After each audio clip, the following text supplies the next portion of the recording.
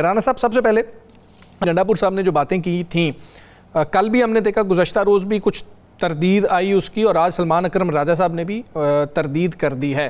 یہ علی امین صاحب کو ہوا کیا ہے، یا پاکستان تحریک انصاف پھر کہاں پہ کھڑی ہے؟ اگر علی امین صاحب ایک طرف ہیں جو چیف ایگزیکٹو ہیں ایک صوبے کے، پوری پارٹی دوسری طرف کھڑی ہے۔ بسم اللہ الرحمن الرحیم، الصلاۃ والسلام علیک یا سیدی یا رسول اللہ، الصلاۃ والسلام علیک یا سیدی یا حبیب اللہ۔ تاجدار ختم نبوت زندہ باد زندہ باد۔ ایک چیز آج میری نے اس پروگرام میں نوٹ کر لیجئے گا جی، علی امین گنڈاپور اکیلے کھڑے، اچھا، بہت جلد آپ کو یہ بات نظر آ جائے گی۔ آج کے دن یہ میں ایکسکلوسیو سٹوری دے رہا ہوں، میں نے رکھی ہوئی تھی یہ سٹوری کے، اس سٹوری کو کریں گے۔ آج کے دن اس بات کی تصدیق تحریک انصاف کے ایک ذمہ دار نے خود کی ہے۔ ٹھیک ہے، انہوں نے کہ تحریک انصاف کے پی کے اندر اکثریت نے باقاعدہ لکھ کر دیا ہے کہ علی امین گنڈاپور تحریک انصاف کا وجود جو ہے وہ ختم کر رہے ہیں کے پی کے اندر۔ جس پر آج جنید خان زادہ صاحب، جنید اکبر صاحب جو ہے، انہوں نے کہہ بھی دیا، وہ صدر ہیں کے پی کے، جی جی، اور انہوں نے واضح کہا ہے کہ اس سے تحریک انصاف کو نقصان ہوا ہے، ہمارا ووٹ بینک ختم ہو رہا ہے۔ آپ غور کریں، علی امین گنڈاپور یہ ضرور کر دیتے ہیں، کبھی ہائی کورٹ چلے جاتے ہیں میری خان سے ملاقات کرائیں، کبھی سپریم کورٹ چلے جاتے ہیں میری خان سے ملاقات کرائیں۔ کیا وہ بریسٹر گوہر سے کمزور ہیں؟ بالکل نہیں۔ کیا وہ باقی جو جاتے ہیں ملاقات کرنے والے ہیں ان سے کمزور ہیں؟ علی امین گنڈاپور جس دن ملاقات کرنا چاہیں گے، جس دن چاہیں گے، ان کے جو روٹس ہیں وہ عمران خان سے ملاقات کر لیں گے، وہ بانی تحریک انصاف سے مل لیں گے۔ اب انہیں یہ پتا ہے کہ جس دن میں بانی تحریک انصاف کے ساتھ مل کے آیا تو میں کس کس چیز کی وضاحت دوں گا۔ 4 کام بانی تحریک انصاف انہوں نے کہے تھے، ٹھیک ہے، چاروں میں سے ایک کام بھی ابھی تک وہ نہیں کر سکے۔ 4 کاموں میں سے ایک کام بھی نہیں کر سکے۔ میرے پاس جو اطلاع ہے، اب آخری ایک چیز ہے جو ایک کے پی کے اندر پشاور میں جلسہ ہونے جا رہا ہے، ٹھیک ہے، جس جلسے کو روکنے کے لیے کہا گیا کہ جناب نہ کرے سیلاب کا مسئلہ، کہ پشاور میں سیلاب نہیں ہے۔ اچھا، اب جلسہ تو کریں نا، جہاں پہ کوئی ایسا معاملہ ہے وہ ہوگا۔ اس جلسے کے بعد ہر صورت میں بلایا جائے گا اسے، ٹھیک ہے۔ اگر یہ پھر بھی نہیں آتے، اور آپ نے آج غور کیا ہوگا کہ آج کے دن علی امین گنڈاپور کا کوئی بیان نہیں آیا، ہاں جی، آج کے دن علی امین گنڈاپور صاحب نے کوئی نئی بات نہیں کی، ہاں جی۔ میرے پاس اطلاع یہ ہے کہ کل شام کو بڑا سخت میسیج ان تک پہنچ چکا تھا، اچھا، جسے سرکولیٹ تو نہیں کیا گیا، اور ان کے ارد گرد کے لوگوں نے بتا دیا تھا کہ آپ گیم کس کی کر رہے ہیں، آپ یہ جو بیانیہ جاری کر رہے ہیں یہ کس کا ہے، ٹھیک ہے۔ اور آج سے پہلے جو ثاقب بشیر صاحب کہتے تھے کہ 1.5-2 سال میں انہوں نے کبھی ایسی بات نہیں کی۔ دیکھیں علی امین گنڈاپور صاحب کے بھائی کے جو استعفے گئے تھے جی، وہ انہوں نے کہا جی فوٹو کاپی آئی ہیں، ہاں جی، وہ منظور نہیں ہوئے، منظور نہیں، ان کو فوٹو کاپی آئی ہیں۔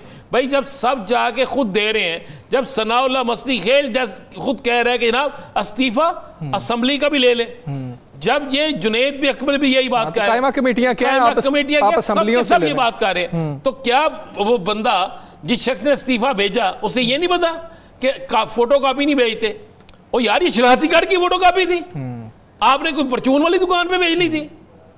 تو میرے پاس جو اطلاع ہے کہ اس پہ بڑا شدید غم و غصہ ہے، لیکن چونکہ پارٹی کا معاملہ ہے اسے ابھی ظاہر نہیں کیا جا رہا، بالکل ابھی اسے سامنے نہیں لایا جا رہا، لیکن یہ فیصلہ میں آپ کو پھر خبر دے رہا ہوں یہ ہو چکا ہے، اور آپ اس فیصلے کے رزلٹ جو ہے بہت جلد آتے ہوئے دیکھیں گے، ٹھیک ہے۔ لیکن ران صاحب دوسری طرف آج ضمانت بھی ہوئی ہے بانی پی ٹی آئی کے بھانجے کی، یہ کیا وجہ ہے کہ کیس اتنا کمزور تھا کہ جو ہے اتنی جلدی ضمانت مل گئی، یا کوئی پس پردہ معاملہ تھا؟ کیس کے اتنا تگڑا سی منگال تو سونا ذرا جو ایک کمزور سی بات اتنی سی ہے، ایک تو انٹرنیشنل پریشر بنا تھا، اچھا، اس بچے کے لیے جو ایک ایتھلیٹ تھا اور ایک انٹرنیشنل سپورٹس مین تھا، اس کے لیے آپ غور کریں کہ کہاں کہاں پہ کس کس انٹرنیشنل میڈیا میں اس کے حوالے سے نہیں چھپا۔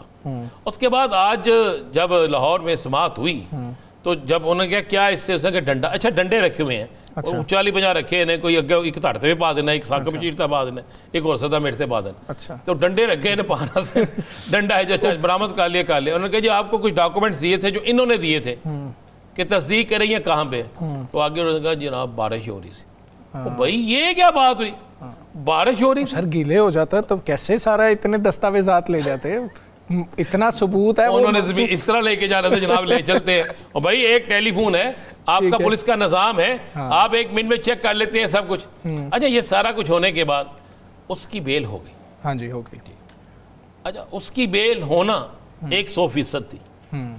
اب ایک سوال پیدا ہوتا ہے, جن لوگوں نے اسمبلیوں میں تقریر کی, جن لوگوں نے ٹویٹ کیے, جنہوں نے کہا کہ اس کے ثبوت ہمارے پاس موجود ہیں, بلکہ مزے والی بات یہ ہے کہ ہمارے بہت سے سینئر, ہم تو جونیئر ہیں نا سیکھنے کے مرحلے میں ہیں, بہت سے سینئر لوگوں نے کئی ایسی تصاویر جاری کر دی, کہہ دیا جناب یہ 9 مئی کو ادھر جا رہا تھا. حالانکہ اس تصویر کی بات میں ہم نے یہ پروگرام میں کہا یہ تصویر کانے والے جلسے کی ہے, بات کی تھی آپ, ٹھیک ہے. اور جس دن یہ واقع ہوئے تھے اس کا, اچھا ایک تو اس لیے بھی بری ہو گیا, میں آپ کو بتا دوں, یہ MNA نہیں ہے, یہ MPA نہیں ہے. ہاں جی, ہاں جی, اچھا ٹھیک ہے, یہ بری ہو گیا ہے.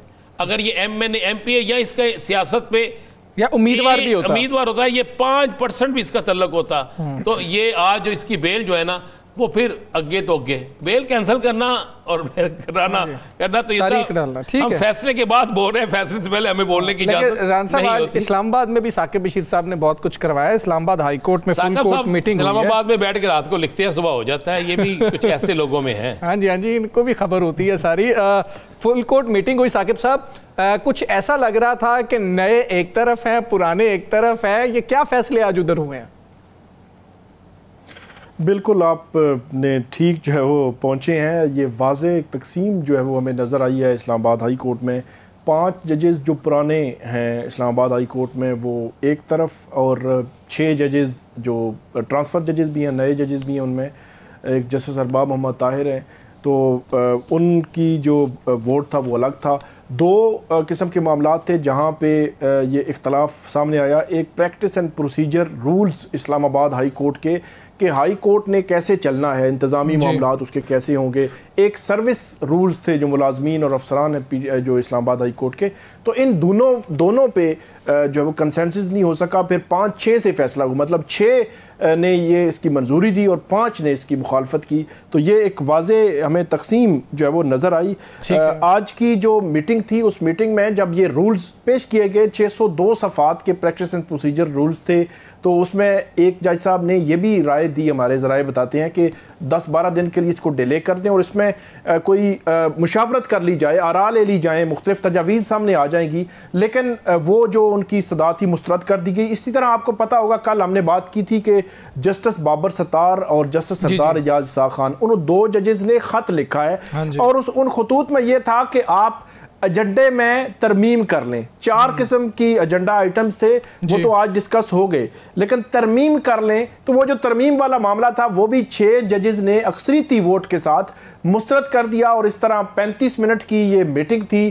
اس کے بعد جو وہ میٹنگ ختم ہو گئی, اور اسلام آباد ہائی کورٹ میں جو ایک تقسیم کا تاثر, یہ ہمیں توقع تھی کہ شاید وہاں پہ ڈسکشن ہو, بحث مباحثہ ہو, آپس میں کوئی کنسنسس ڈیولپ ہو جائے, وہ بظاہر جو ہے وہ نظر نہیں آیا. اور اس کے بعد یہ میٹنگ جو ہے وہ اب ختم ہوگی. اب یہ پریکٹس اینڈ پروسیجر رولز اور جو باقی دوسرے سروس رولز ہیں وہ بھی, اور اسی طرح اسلام آباد ہائی کورٹ کی جو بلڈنگ ہے اس پہ اربوں روپے لگے ہیں, اس میں بہت زیادہ نقائص سامنے آ رہے ہیں.